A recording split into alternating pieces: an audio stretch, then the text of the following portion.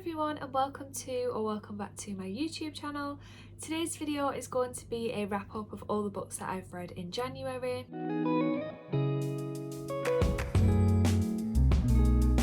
It's going to be a fairly short wrap up because I've only finished 5 books in January, which I still think is pretty good. It means that I'm reading about 1 a week, which is kind of where I want to be at anyway. And then I do have a 6th book that I will mention because I have been reading it basically throughout the entirety of January, but I've still got it technically as currently reading. I may as well start with that one. So the first book that I started, I actually started it on New Year's Eve, and that's House of Leaves by Mark Z. Danielewski. I have technically finished it because I read it within about 2 weeks, but I am doing a second read of it at the minute because I feel like it's one of those books that kind of needs it, but it's taken me quite a while because I'm going through it with like highlighters, trying to annotate it, trying to make sense of what I'm reading. So I'm wondering whether to do a full video sort of dedicated just to House of Leaves, or whether to talk about it in my February wrap up if I do one of those videos. But I think it will take quite a while to sort of explain myself when I'm talking about it, so let me know if you would prefer me to talk about that in a separate video, or whether you think I can just sort of include it amongst other books. So I've marked it as still currently reading at the minute because I'm not fully finished with it, but I'm going to save my thoughts on it for a future video because I'm still sort of mulling it over. But the first book that I actually finished in January was The Ugly Truth by Elsie North. And this wouldn't be my typical sort of first book of the year, but I was reading House of Leaves and I was feeling a little bit bogged down by it, and I needed something that was just kind of fun, something that I didn't really have to take too seriously, and that was this book. So I read this one on audio, which I think is quite a good way to read it if you're interested. This is basically about a woman called Melanie Lang, and she's a really famous businesswoman, but she hasn't been seen in public for months now, and basically all these videos start coming out where she's asking for help and saying that she's being kept prisoner by her dad, but her dad is basically saying that she's in a mental institution and that she's been sort of taken away for her own safety. And it's very reminiscent of the Britney Spears story, which I will get onto because I also listened to that memoir this month, but it's told in a multimedia full cast audio where we're basically listening to different interviews and different like articles and tweets and things like that. So that side of it was quite fun. It tried to touch on a lot of different themes like internet culture and the toxicity of the British press, stigmatisation of mental health. However, I feel like it was kind of surface level and it didn't really have anything new to say. And with how close it feels to Britney Spears and her conservatorship and everything, it feels a little bit questionable, like, is this a bit too close to her story? And especially the way that it decides to end the book is a bit odd when I think about like how inspired this feels. So I don't know, I ended up feeling like it was just kind of mid.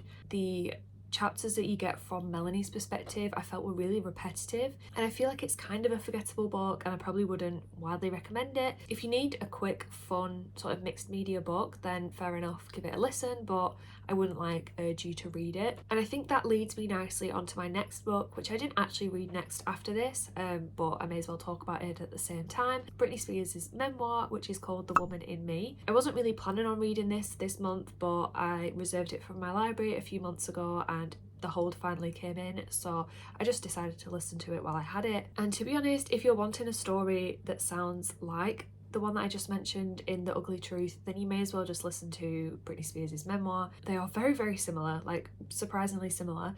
Oh, I didn't mention, I gave The Ugly Truth 2.5 stars. I haven't rated The Woman in Me because it doesn't feel like I should, but I did really enjoy it. The audiobook was really good. I kept forgetting that it wasn't actually narrated by Britney herself. We get to hear like the introduction, like a very short intro by her, and then the rest of the audiobook is narrated by Michelle Williams.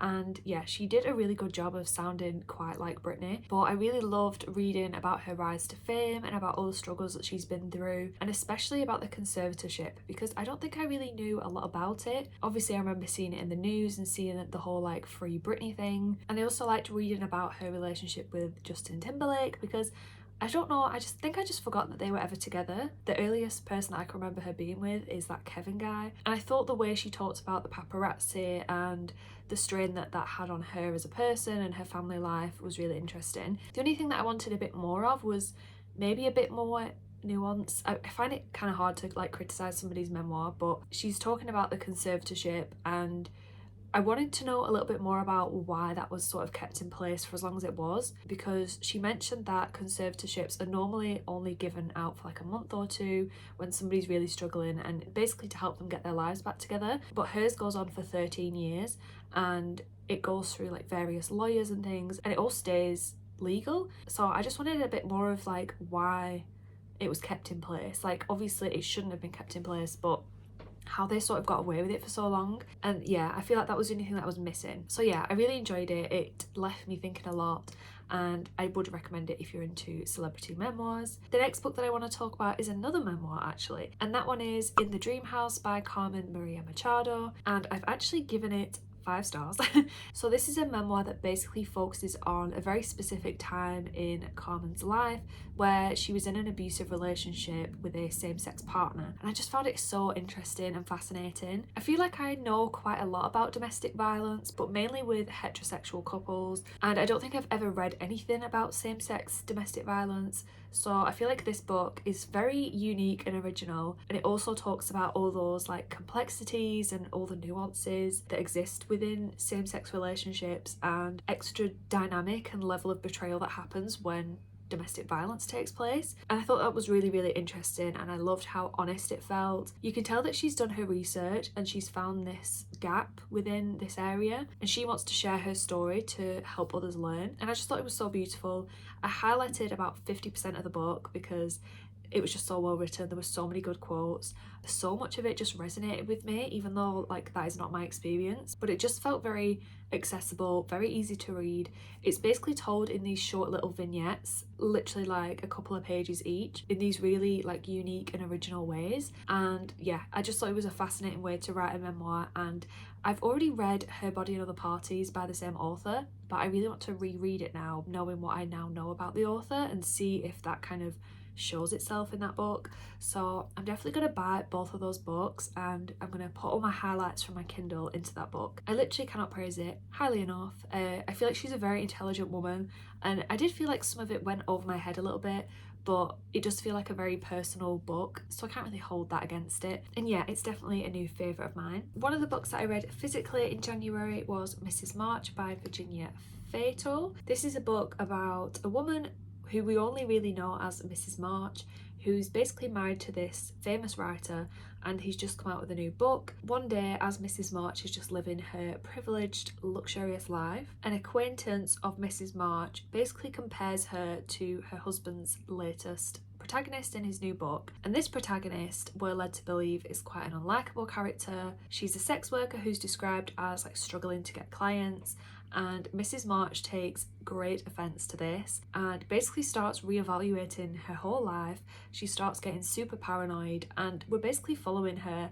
as she descends into this kind of paranoid madness, essentially. This is kind of a psychological character study kind of book where there's not a lot of plot going on. We're mainly just following this woman and learning more about her. It kind of read like a black comedy in a way where, at least for me, I thought it was quite funny to see how she prioritised certain aspects of her life over others. And as the book goes on, she just gets more and more unhinged, and you start sort of cringing at how she's acting, and that is kind of fun to follow. But a lot of this book is about like visions where she starts seeing like these cockroaches everywhere, and you're not sure if it's real or not, and that isn't my favourite thing to read about in books, and it kind of ended up going exactly where I thought it would end up going. So I don't know, something about it felt a little bit like lacking, like it was missing something, and I don't know what it was, but I feel like it needed another like layer in there just to make it a bit more exciting and a bit more sort of unpredictable and twisty. But I guess that's just not what this kind of book is. It kind of reminded me of Eileen, like those kinds of books where you're just following this character who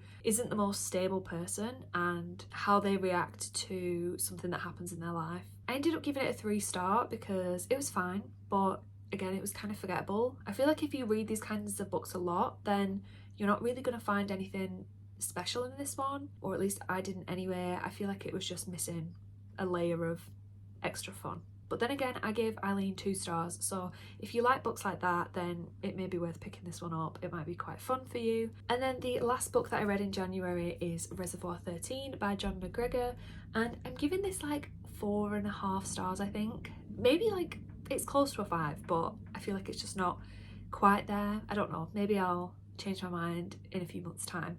But basically, this is about a small village in northern England, and the book kicks off with this family who are basically on holiday in this village for New Year's Eve, and the teenage daughter of the family goes missing. So we're initially following the sort of disappearance of her, but then it quickly sort of moves on and expands to look at the rest of the villagers' lives and how life basically has to keep moving even when these tragic things happen. I really just loved it. I loved the feel of this book.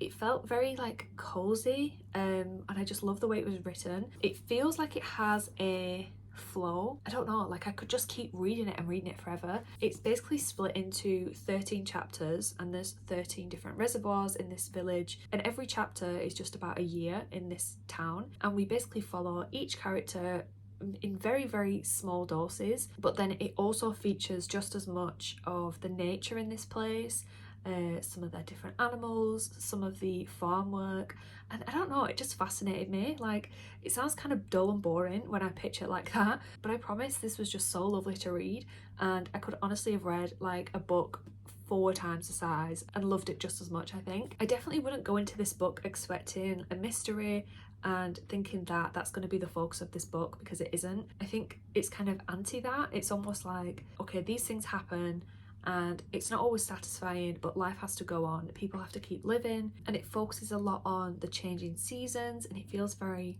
cyclical, is that the word? Like, talking a lot about cycles.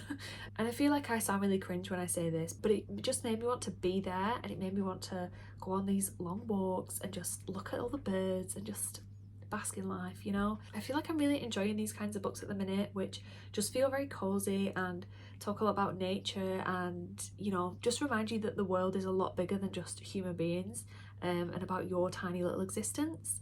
And so many other things are going on, and so many other people have their own stories and their own lives. And I just love the way that it included like animals and the natural world and the rivers and everything, just as much as it talked about the people. And this town just felt so lively, just such a real place, and I just really loved it. I don't have any notes on it, like I don't have any criticisms. Like, it's somewhere between like a 4.5 and a 5, because I don't know, I'm not sure if it's like an all-time favourite that I would widely recommend, but I think to the right person, like, this is such a good book. And I'm really glad that I gave this a chance, because although this is very out of my comfort zone, it has a lot of the things that I like in books. There's an omniscient or omnipresent narrator, and I love that. I love when it feels like you've got like a bird's eye view over everybody and you just know everything. And I just loved how the writing flowed. Like, you could literally just keep reading this, there's no reason to stop, and yeah, it was just great. I might raise it to a 5-star in a few weeks, say if I'm still thinking about this quite a lot. But for now, I'm gonna go with a 4.5, even though there's like no reason for it to be like half-star less. But yeah, that is the last book that I've read so far in January. I hope you've enjoyed this video. Let me know what you've been reading in January, and if your reading year's got off to a good start or not. Like this video if you liked it, subscribe if you want to see more, and I'll hopefully see you in my next video. Bye!